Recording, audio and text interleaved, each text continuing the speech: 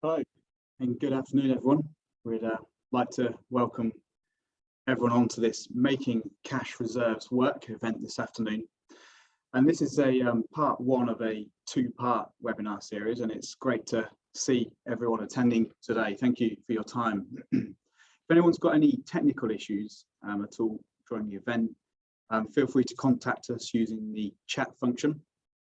And we'll also be having a Q&A, question and answer session towards the end of the event. So please feel free to post your questions in the Q&A box as we go through, and we'll pick these up and address these later in the event. So technical issues on the chat and Q&As in the Q&A box. So also on the panel this afternoon, we've got Jack Bennett, who's on the way to becoming a chartered tax advisor, and he works on our tax team. So today's event is all about cash, and what a more important topic than cash. And many of you will have attended events previously where we've talked about how to generate cash and different factors, important factors that can affect cash. But today's webinar is a little bit different in the fact that it's about how to manage cash when we do have it, and then how to make it work for us. Now, I've got a couple of statistics here to share with you. Now, the first one is an interesting one. So during 2020, cash reserves rose to record amounts here in the UK. And there was an ONS study showed that estimated that cash worth £900 billion had actually accumulated in businesses, which is around 40% of UK's GDP. So that's a phenomenal amount. Cash accumulation during 2020. And then another statistic which bears it out, but closer at hand, is for our own clients. So for some of our key clients, a group of key clients, the total cash in their bank accounts actually rose by over nearly 2.5 times over the course of 2020. Now that's a huge increase in cash there. So that's the purpose of running this event today, because I'd say, well, why is that? Why did we generate so much cash? Well, obviously some businesses had a very fortunate position, had some buoyant trading in 2020 and some positive performance and good wins. But conversely, if your business didn't actually grow very much in 2020, but you kind of maintained a certain amount of profitability, then that actually could release cash. Because you're not growing, therefore you're not investing in the working capital.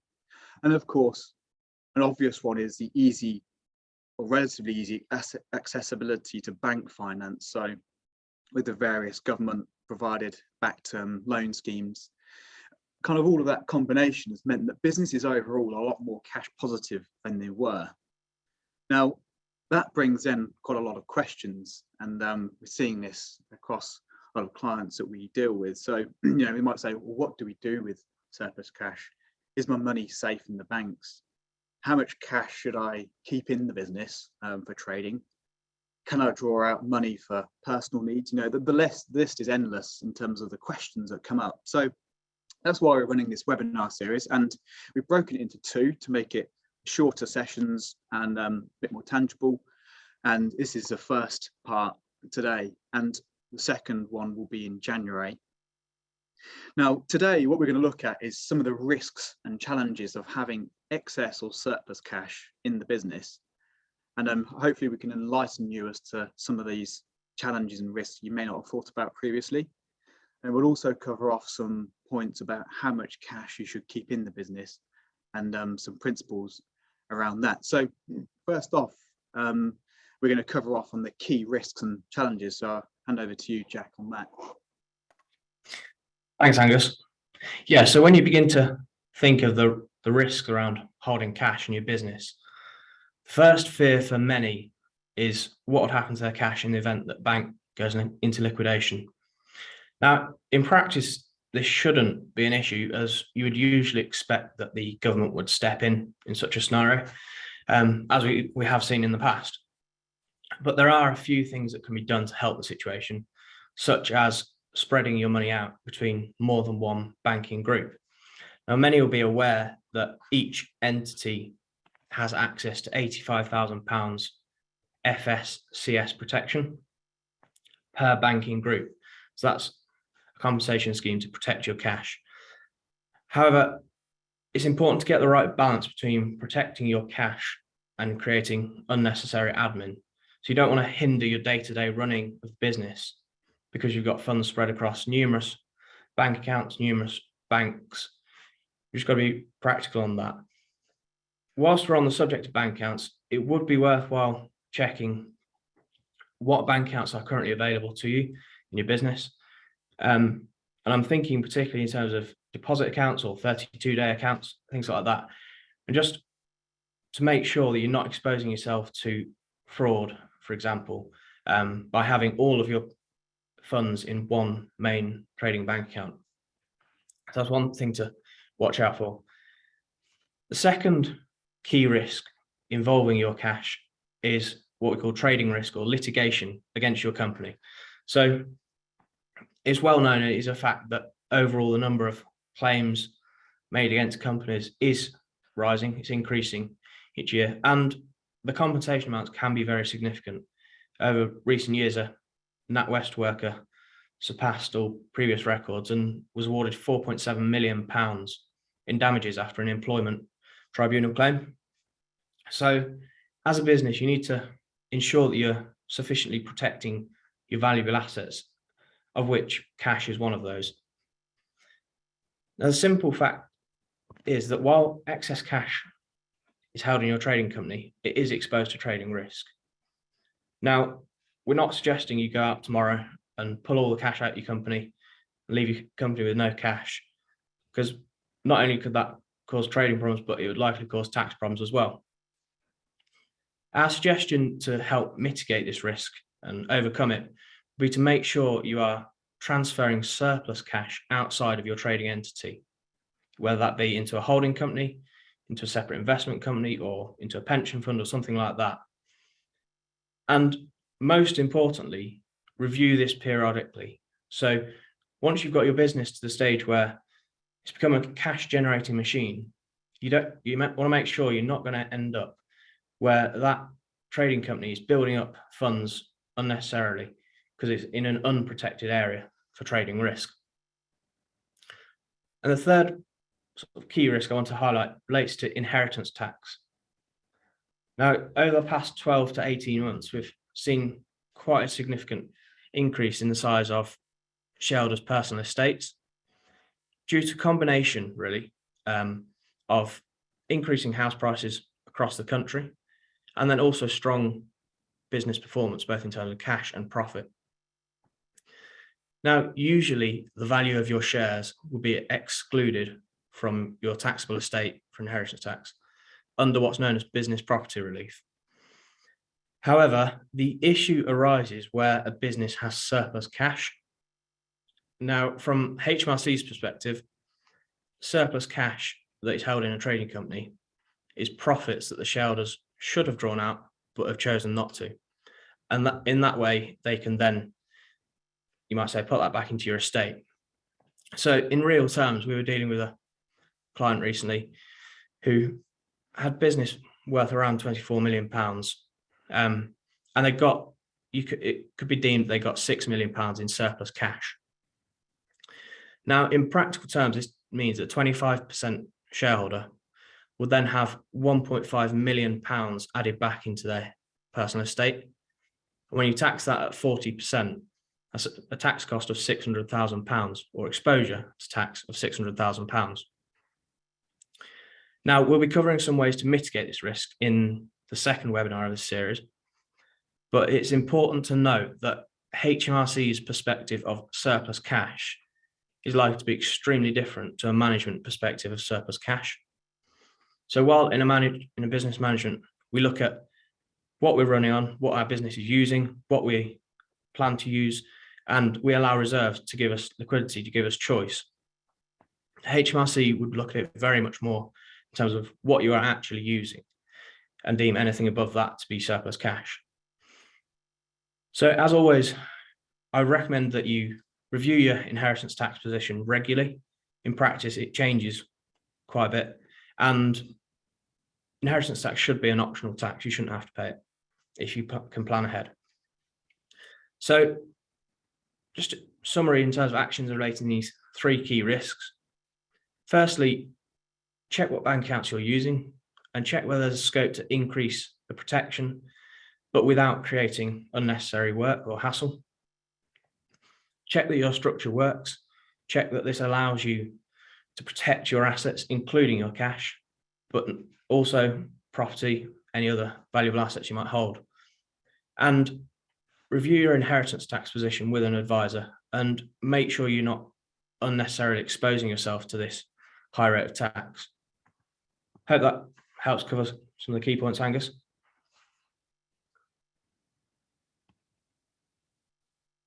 Yeah, thanks, Jack. That's good. That's really really interesting. I think it is just enlightening, really, just to understand how extensive that exposure can be and the size of the numbers involved. And I think that inheritance tax one, it's something we are talking to clients quite a bit about. And it's something that we need to be aware of and may not be obvious at first glance. So that's really good to get those key risks that we've talked about. So I guess there's some other practical challenges that come along with having, I'd say, surplus cash within the business, and I wanted to go through some of those because this is, again, things that we see in each day when we're talking to the clients. So the first one is around audit. Now, this is not to make a big thing of this, but basically just to make sure everyone's aware that obviously with the value of your cash, along with your other assets such as fixed assets, stock and debtors, obviously that can grow your asset number, and the asset number can go above 5.1 million, which is the threshold for audit. Now, we're not going to go into the ins and outs of the audit criteria on this call, but there are some other audit criteria to meet. But we are finding that companies are reaching the asset figure a lot faster than maybe you may have first thought. And obviously it can catch you unawares. So I think that's just really just a flag up to those on the call, is that, make sure you are just reviewing, speaking to your accountant, planning ahead and making sure you understand what is counting as assets for the audit threshold. And I think there are things that you can do to try and plan ahead and think about how you can minimize your exposure to audit, or even just sort of defer it for as long as possible, legitimately. So something to think about on that one.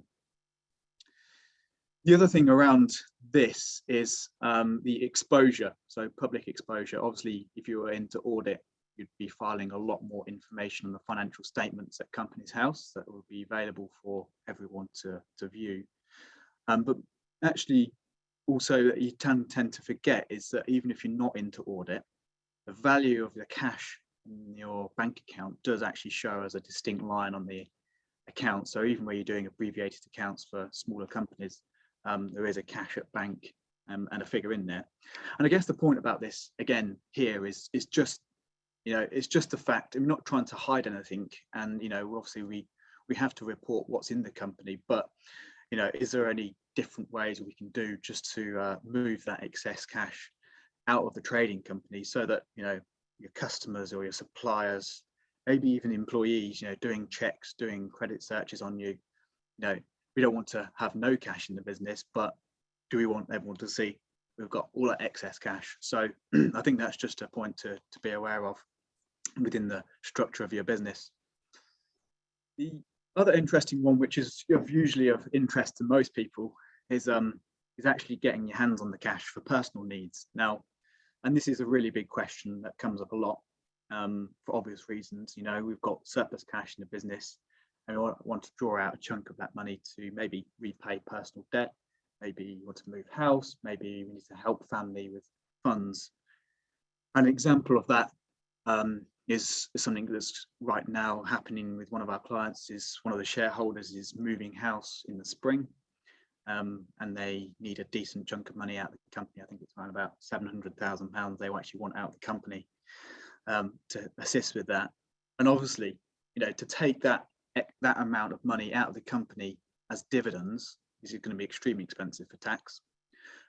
And you can't just draw that money out and create an overdrawn loan account, just for permanently. So that's not an option either. So it's really about what are the tax efficient ways of getting that money out for personal needs, which is a big subject, and we will cover some more points off on that in the next event.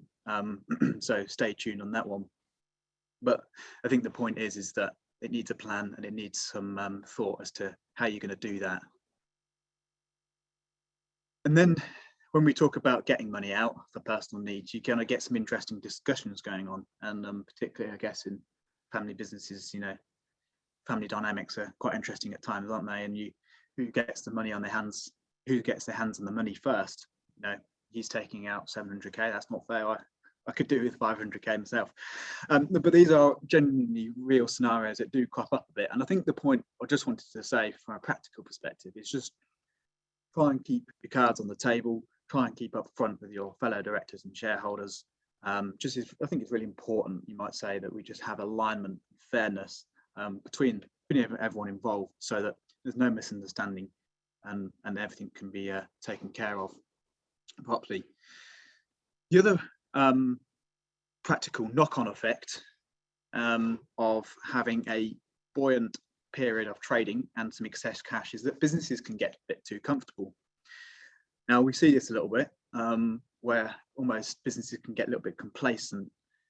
You find that they automatically, maybe they don't mean to, but they just automatically sort of change their focus a little bit, and sometimes that doesn't really exactly help them forward in the long run. So for example, you might just kind of automatically just take your foot off the gas a little bit on your debt collection from your customers, or you might actually just not quite bring in that conversation with a new key supplier around the payment terms because doesn't feel quite so important anymore.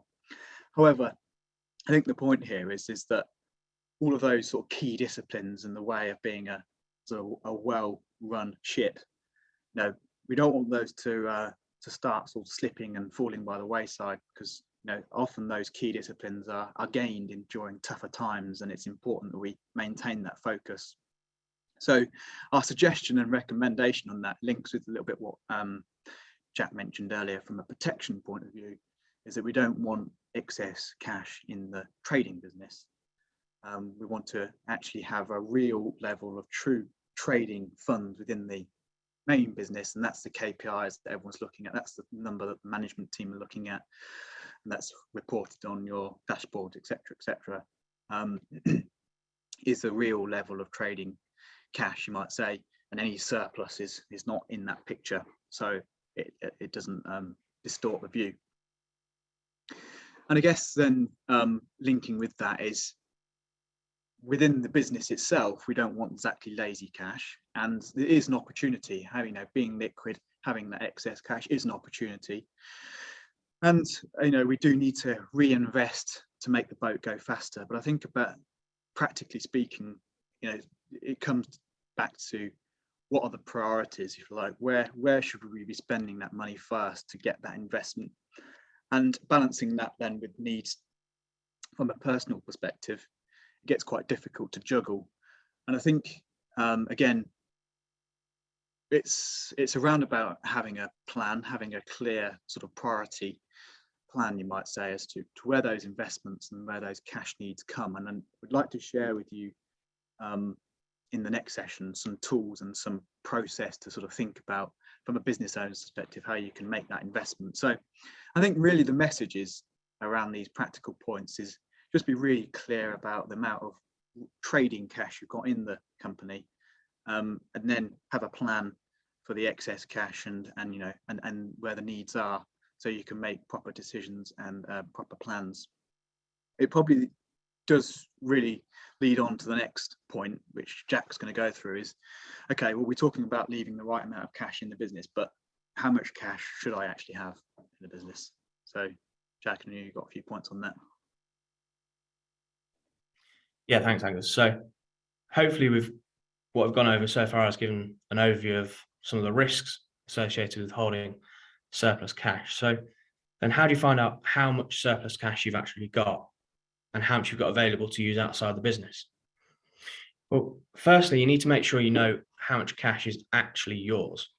And I believe it's extremely important to conduct a review of your balance sheet, both in order to work out the actual cash you have, but also to make sure that even just on a day-to-day basis, you've got a clear and accurate financial position of your business. Now, in reality, if you just look at the cash line on a balance sheet, that could actually be very misleading for you in working out what surplus cash you've got. And some common areas that are overlooked that we see quite often. The first one is checking for any bank overdraft amount. So for accounting perspective, a bank overdraft is a liability and should show in your current liabilities. However, from a perspective of trying to work out what cash you've got available to invest elsewhere or use, then you need to take that overdraft off the cash balance, because that is effectively reducing your cash. The second key point, which is very critical for some businesses, is checking for customer deposits. So in some business models, the customer can often put down a fairly significant upfront deposit. And whilst that is very, very beneficial from a day-to-day business financing perspective, it can be misleading. So you always need to look at your cash balance excluding upfront deposits. So for example, you might have £3.5 million showing in the bank account, but if you've received £2 million customer deposits for work not yet completed, and actually you've only got £1.5 million.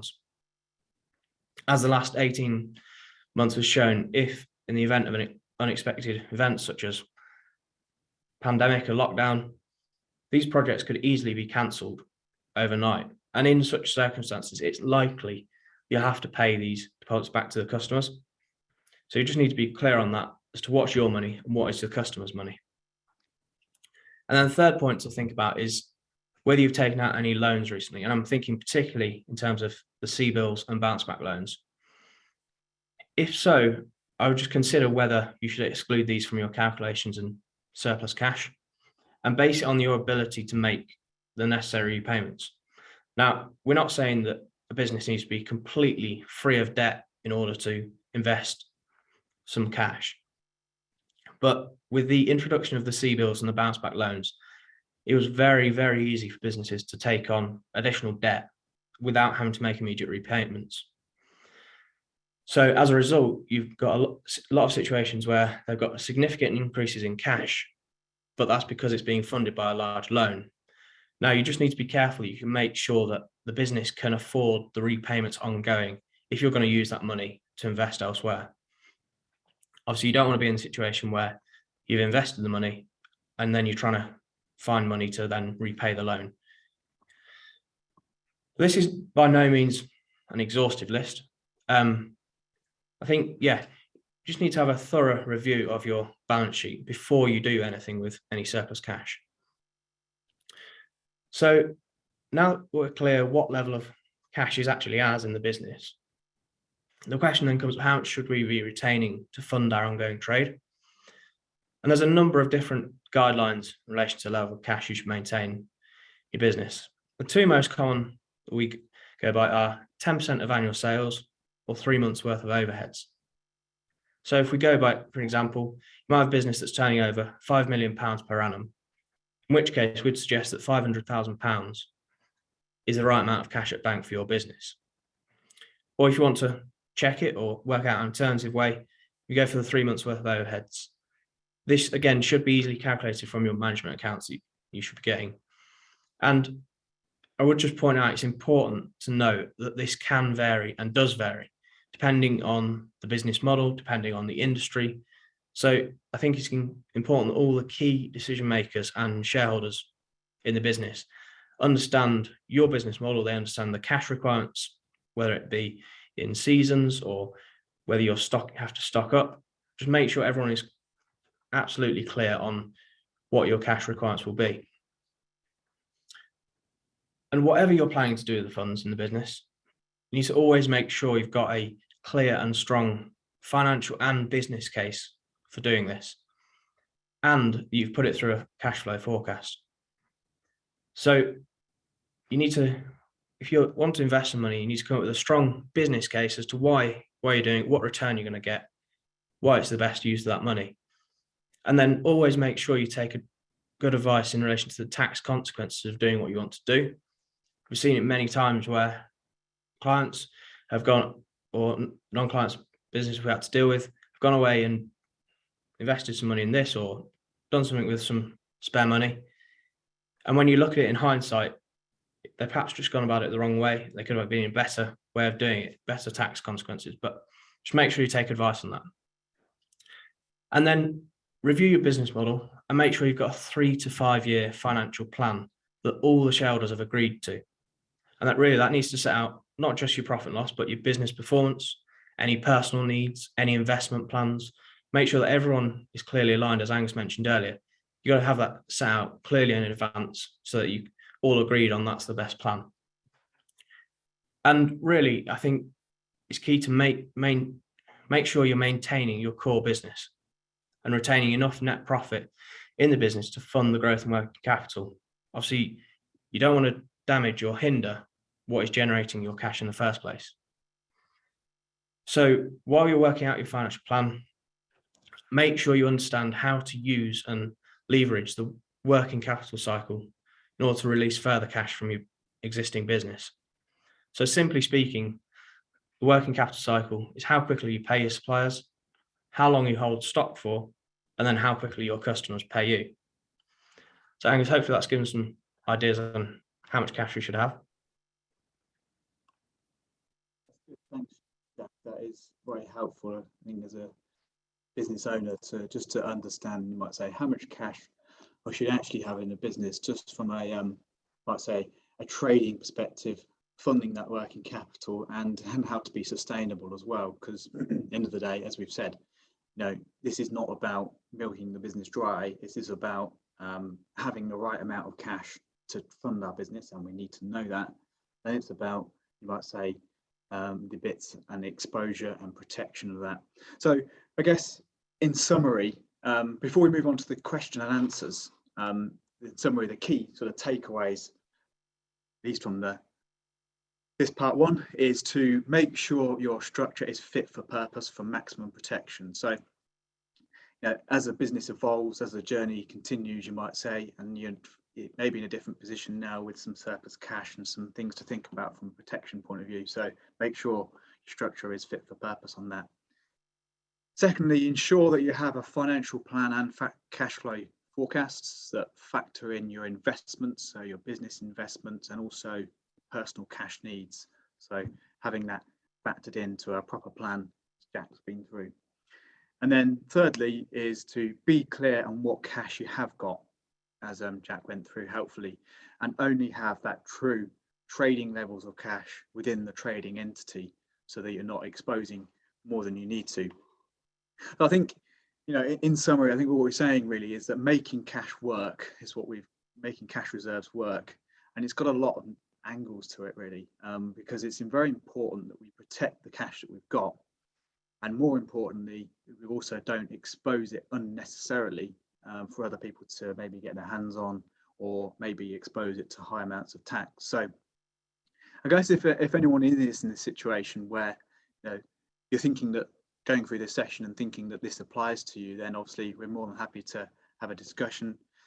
Once the event is finished, there will also be just a few questions just to quickly answer, and that would be really helpful. And as I say, the next part of this series is going to be held on the 13th of January at 1 o'clock. And we will be sending around the link for that in due course. And in that event, we're going to be unpacking a bit more detail and ideas around how to prioritize that spending and investing, and also some help and some tools to give you as business owners to help you make those priority decisions. And we'll also talk about how to extracting cash a bit more efficiently, tax efficiently for personal needs. So save the date, 30th of January, Thursday at 1 o'clock. So moving on to the questions and answers. So if you've got any questions at this stage, please be free to pop those into the Q&A box. We've had a few come through, so be good if you have got anything that's coming to mind to the question, please be free to put that through.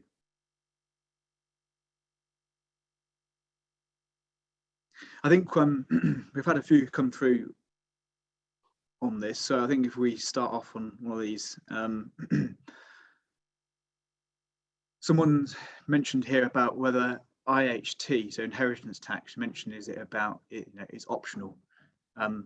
Jack, you mentioned that.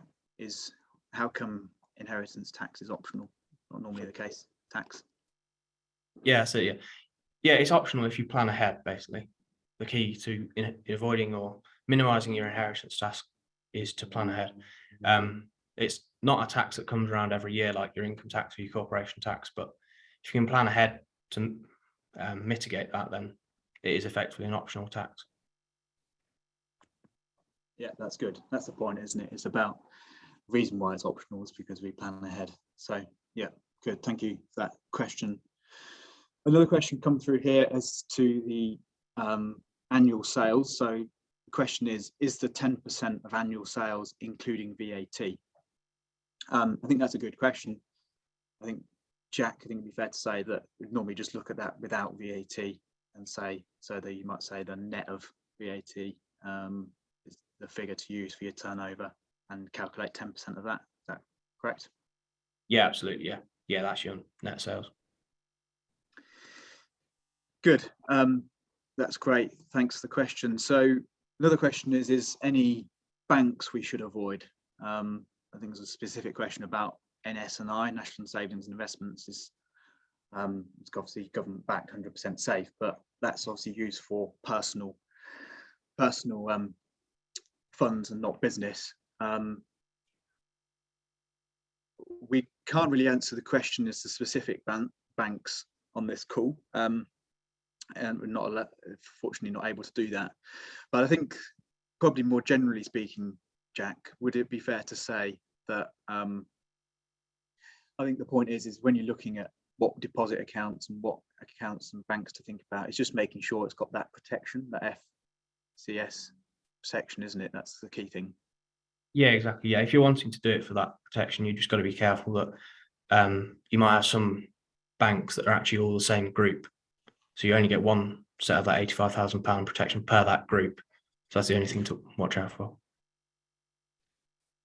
Very important point. And there is a list on the FCA website, and I think there's another money website as well, but which gives you it tells you whether the lists and they're linked to banks. So yeah, just be careful of that, because you, as you say, you only get protection on the group, not on the each bank itself. So that is a key one. Another question here is do you still deduct customer deposits from your cash balance if the signed T's and C's state that it's not refundable? Jack, have you got a comment to make on that? I suppose in many ways, as long as your T's and C's, you're happy that that is legally enforceable, then that is your funding. Obviously, you've got to bear in mind you've got to deliver the project, so you've got to make sure that you're leaving the funding behind to deliver that project. But I think we're primarily talking about situations where a project could be cancelled and then you have to repay that. Yeah, so that looked like just some sort of construction related project. If that project was actually physically and properly cancelled, yeah, it's probably a lawyer's question really as to where you stand in that situation. We have actually got some solicitors and lawyers on the call today, attending, but they'll be better placed to answer that question, but hopefully that helps in some way. Another question, what percentage of cash do we suggest investing in stock in the current climate? I think that's a good question, and we are living in a real world, aren't we, with the supply chain issues, and I guess it's a key topic of conversation when we're discussing with clients right now. I think we've just got to, it comes back to having that financial plan and the forecast, doesn't it, really, as to, you might say, looking ahead, looking at your business model, looking at your market, looking at industry, what could be coming around the corner, what are the risks from a supply chain perspective, and factoring factoring that in terms of what that might do to your stock. And then it's very, very important that we put that into a financial plan and a financial forecast. So we talked about those rules of thumb earlier in terms of our cash perspective. But I think really overriding it all is actually having a proper forecast and financial plan. You know, those rules of thumb are guides. Point and to your question, that's about putting it into the forecast and what the business actually needs. But thanks for the question. That's a good question. Another question here, one for you, Jack. If you're retaining cash for a major project, so for example, like new premises, maybe, does making a note of this or minutes of this in a board meeting, does that help to justify this in the eyes of HMRC? Have you got any insights on that from a tax perspective? Yes, to a certain extent. The thing you've got to be careful of, it's got to be for the trade. So you can't be, it's not sort of acceptable to say, okay, we're going to spend £300,000 on buying another business in the future. And even premises, I'll be very careful because it's not actually relating to the trade. Yes, you're trading from those premises or whatever, but I'd be more safer to go down the route of, okay, we're thinking we're going to need to increase our stock levels to this, with the current climate. But you've just got to be careful that it's actually relating to that trade rather than just a way of using the money.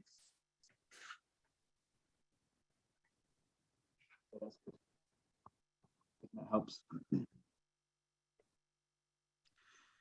Good. I think there's any more questions. I think the only other question probably is just, you know, if I want to take out significant amounts out of the business for personal needs, is the only option to go overdrawn on my DLA?